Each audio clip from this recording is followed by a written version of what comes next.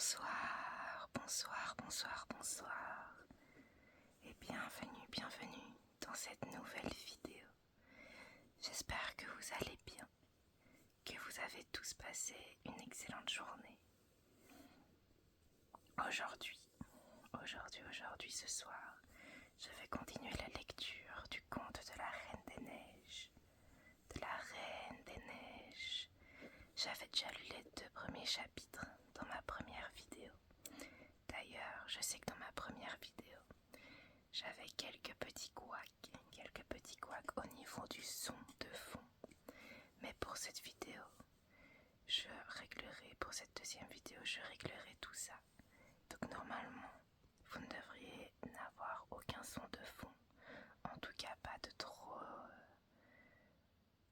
bruyant. Enfin bref, ce que je vous propose, c'est de vous installer confortablement, assis, couché, peu importe, de fermer les yeux si vous avez envie, et sans plus attendre, de commencer la lecture.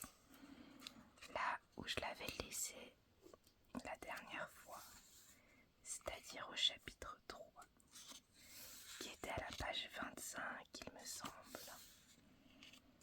Aujourd'hui, je compte lire 2 chapitres de plus. Nous y voilà. 3e histoire. Le jardin fleuri de la femme qui s'entendait à la magie.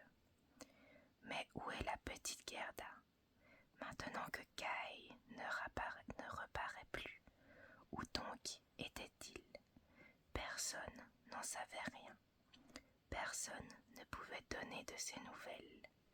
Les garçons racontaient seulement qu'ils l'avaient vu attacher son petit traîneau à un autre, grand et magnifique, qui s'était engagé dans la rue et qui était sorti de la ville.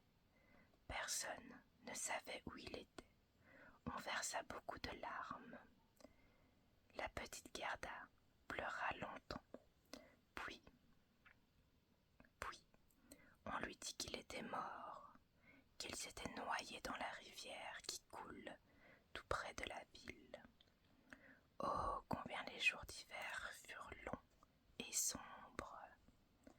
Enfin vint le printemps, avec un soleil plus chaud. Kai est mort et disparu, dit la petite Gerda. Je ne le crois pas, dit le soleil.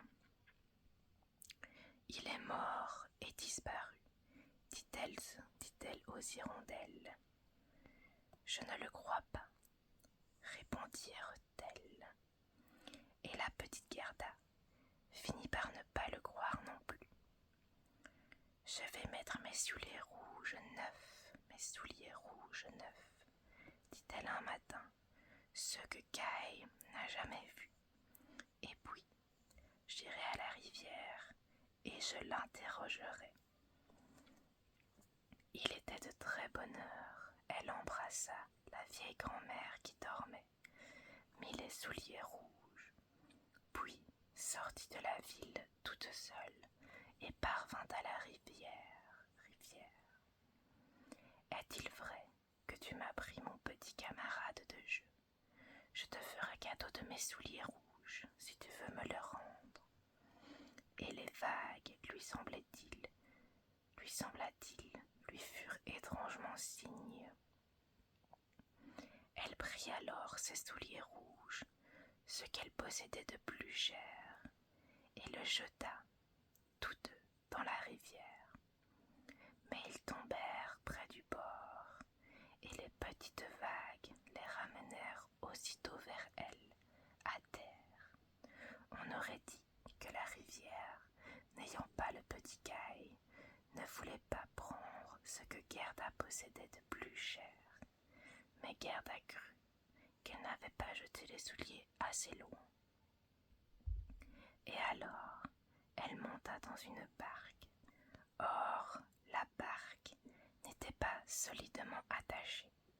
Le mouvement que lui avait imprimé Gerda l'éloigna de la rive. et se dépêcha de revenir.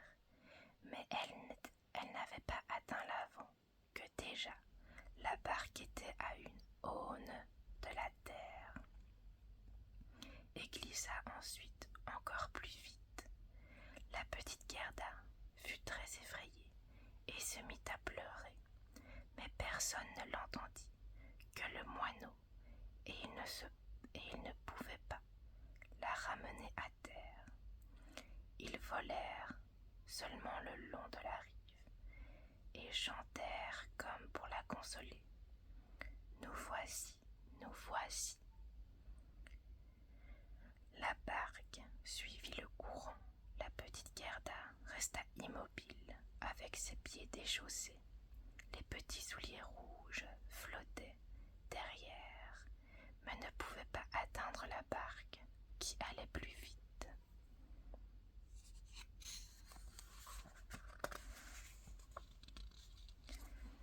C'était joli sur les deux rives. On voyait de belles fleurs, de vieux arbres et des coteaux avec des moutons et des vaches, mais pas un être humain.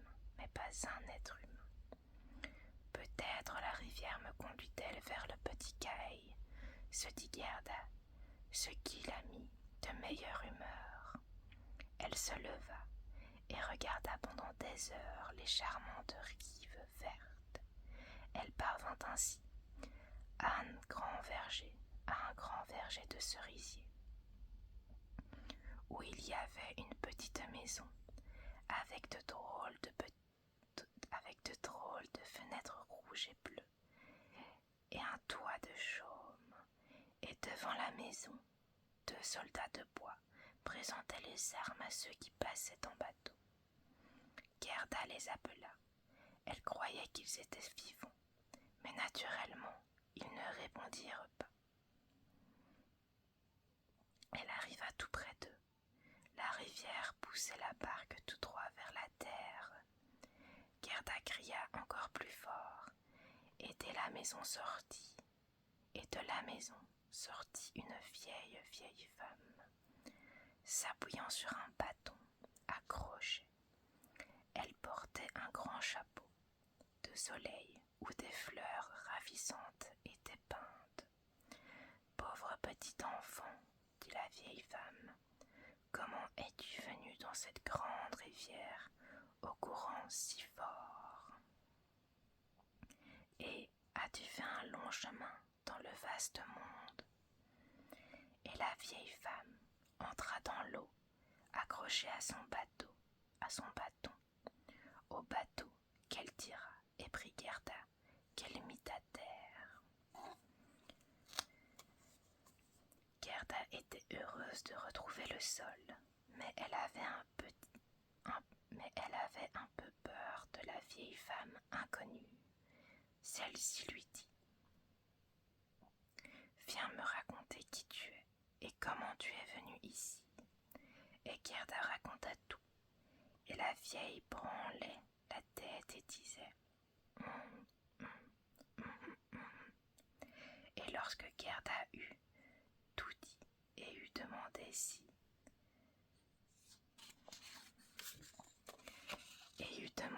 la vieille n'avait pas vu le petit Kai, la vieille femme dit qu'il n'était pas passé devant chez elle, mais qu'il viendrait bien, que Gerda ne devait pas se chagriner, mais goûter à ses cerises et regarder ses fleurs, qui étaient plus belles que tous les livres d'images, et savaient chacune raconter une histoire. Et elle prit Gerda par la main. Elles entrèrent toutes deux dans la petite maison, et la vieille femme ferma la porte.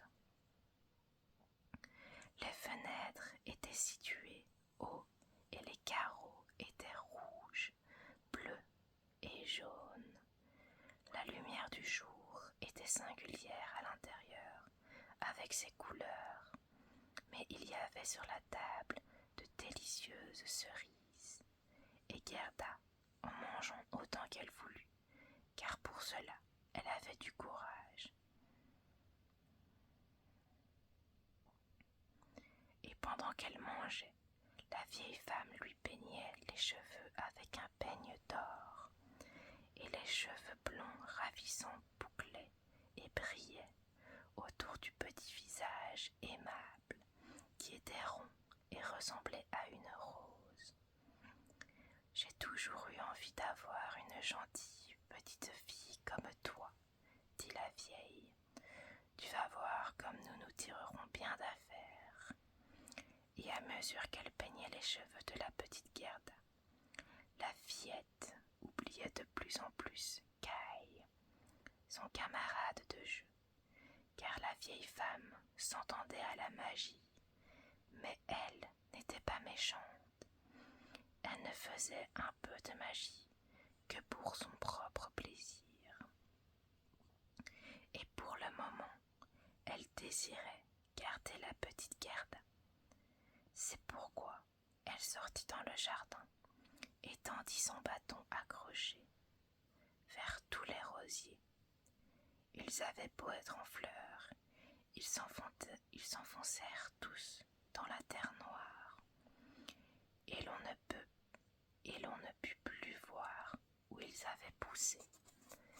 La vieille craignait que, si Gerda voyait les roses, elle vint à penser aux siennes, à se rappeler le petit Kai et à déguerpir. Elle conduisait ensuite Gerda dans le jardin fleuri. Oh, quel parfum et quelle splendeur! Toutes les fleurs et de toutes les saisons étaient là en pleine floraison. Aucun livre d'images. Gerda sauta de plaisir et joua jusqu'au moment où le soleil descendit derrière les grands cerisiers. Alors, elle eut un lit excellent avec des couvertures de soie rouge bourrées de violettes bleues. Et elle dormit et rêva aussi délicieusement qu'une reine de jour, le jour de ses noces.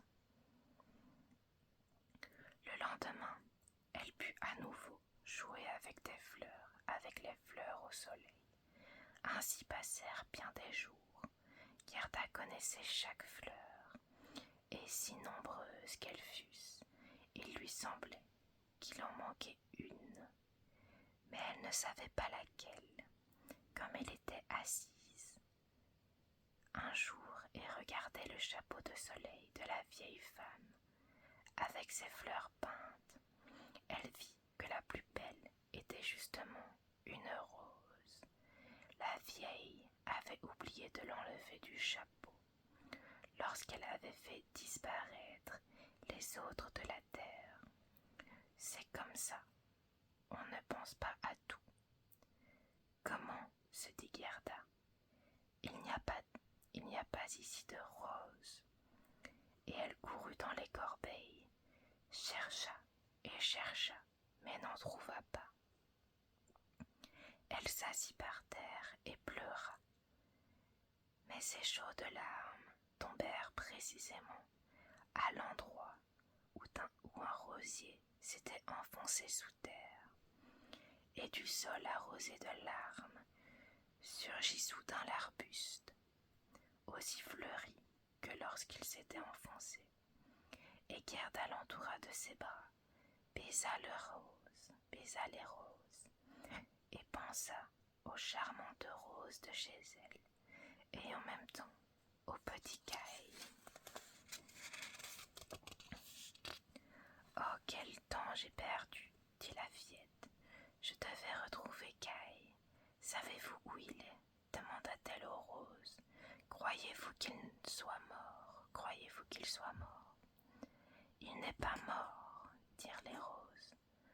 Nous avons été sous la terre. Où sont tous les morts? Et Kai n'y était pas. Merci, dit la petite Gerda.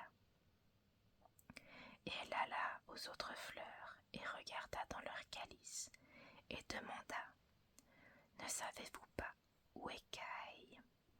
Mais chaque fleur, tournée vers le soleil, rêvait de son propre conte ou de sa propre histoire.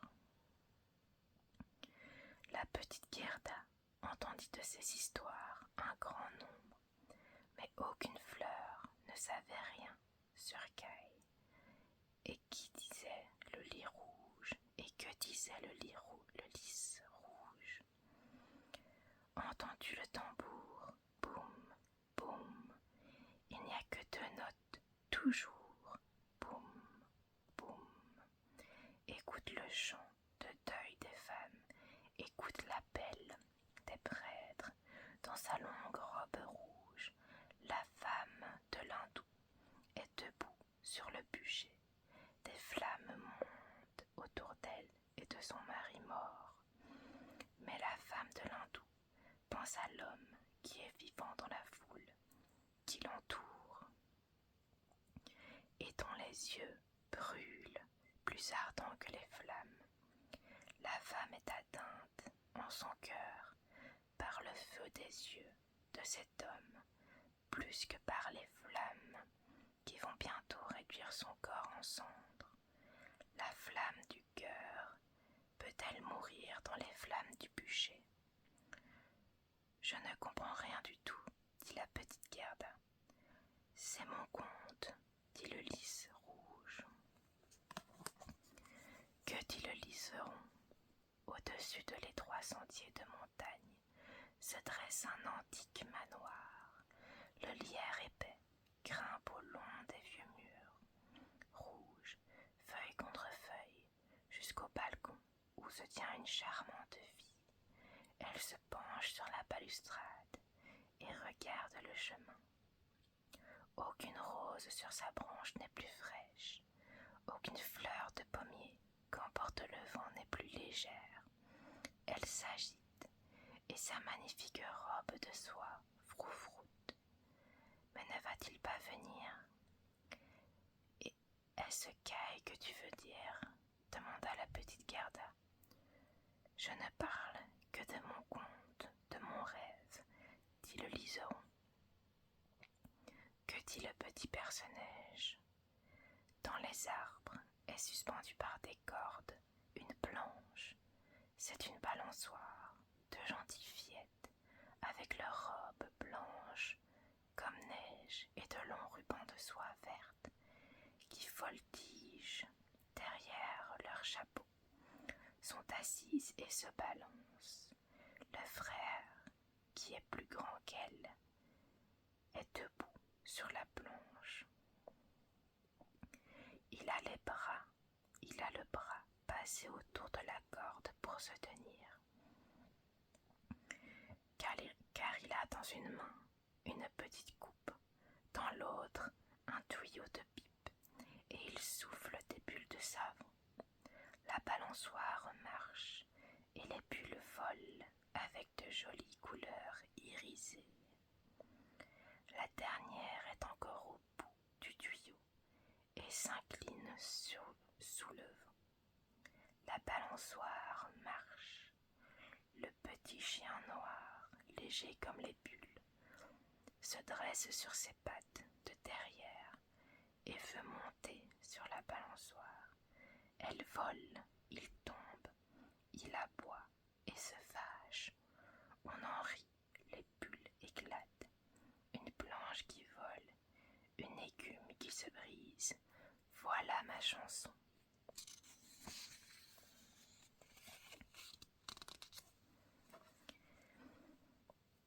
Il se peut que ce soit joli, ce que tu racontes là, mais tu le dis d'un ton triste, et tu ne nommes pas Kai.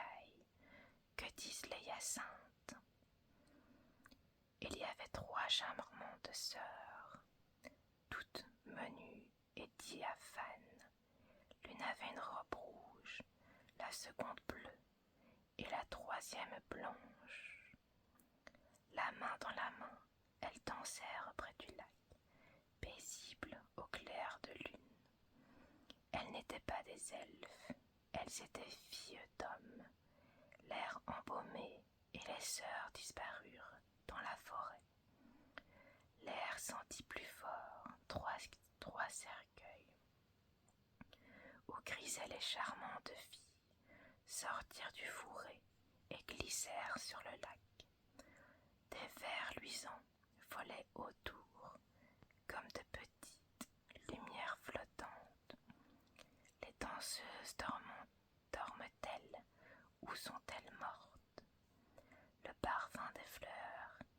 maudit qu'elles ont vécu.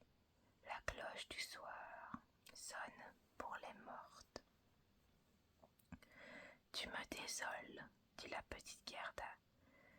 Tu sens bien fort, tu me fais penser aux vieux mortes. Hélas, le petit Kai est-il vraiment mort? Les roses ont été sous la terre, et elles disent que non. Ding-dong sonnèrent les cloches de la hyacinthe. Nous ne sonnons pas pour le petit Kai. Nous ne le connaissons pas. Nous ne chantons que notre chanson, la seule que nous sachions. Et Gerda se tourna vers le renoncule jaune qui brillait au milieu de ses feuilles vertes luisantes. Tu es un petit soleil lumineux, dit Gerda. Dis-moi si tu sais où je peux trouver mon camarade de jeu. Et la renoncule fut rayonnante et regarda Gerda. Quelle chanson pouvait bien chanter la renoncule? Il n'y était pas non plus question de Kai.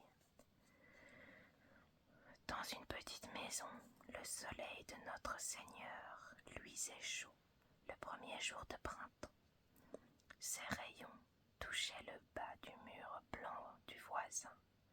Tout près brillaient les premières fleurs jaunes, or lumineux aux chauds rayons du soleil.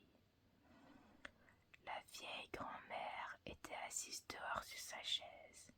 Sa petite fille, la pauvre et jolie servante, rentra d'une courte visite. Elle embrassa la grand-mère. Il y avait de l'or du cœur dans ses baisers bénis, or sur les lèvres, or au fond de l'être, or dans l'heure d'aube. Voilà ma petite histoire, dit la renoncule. Ma pauvre vieille grand-mère, soupira Gerda. Oui, elle me regrette sûrement. Elle s'inquiète de moi, comme elle s'est inquiétée du petit Kai. Mais je rentrerai bientôt, et je ramènerai Kai. Il est inutile que j'interroge les fleurs. Elles ne savent que leur propre chanson. Elles ne me renseignent pas. Et elle retroussa sa petite robe afin de pouvoir courir plus vite. Mais le narcisse lui donna un coup sur la jambe. Comme elle sautait par-dessus, elle s'arrêta, regarda la haute fleur jaune et demanda « Sais-tu quelque chose peut-être ?» Elle se pencha sur le narcisse et que dit-il ? « Je peux me voir moi-même, je peux me voir moi-même, » dit le narcisse. « Oh, oh, comme je sens bon !» Là-haut, dans la petite mansarde, à demi habillée, se tient une petite danseuse. Elle est tantôt sur une jambe, tantôt sur deux. Elle est pure fantasmagorique. De son pied, elle envoie promener tout le monde. Elle verse de l'eau dans la théière. Sur une pièce d'étoffe, c'est son corset.